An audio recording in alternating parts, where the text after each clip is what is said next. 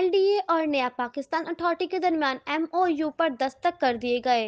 LDA का financial model मुल्क में मुसस्ते घरों के तामीर के लिए मशले राह होगा। वजीर आजम पाकिस्तान के 50 लाख घरों की तामीर के प्रोग्राम के सिलसिले में LDA सिटी नया पाकिस्तान अपार्टमेंट मंसूबे के तहत तामीर किए जाने वाले 4000 में से 2000 अपार्टमेंट्स नया Pakistan housing and development authority के नाम सदा करदा शहरियों को अलर्ट किए जाएंगे। ये अथॉरिटी इन अफराद को 3 लाख रुपए फीकर सब्सिडी देगी जो बराह रास्त मंसूबे के एस्क्रो अकाउंट में मुंतकिल कर दी जाएगी।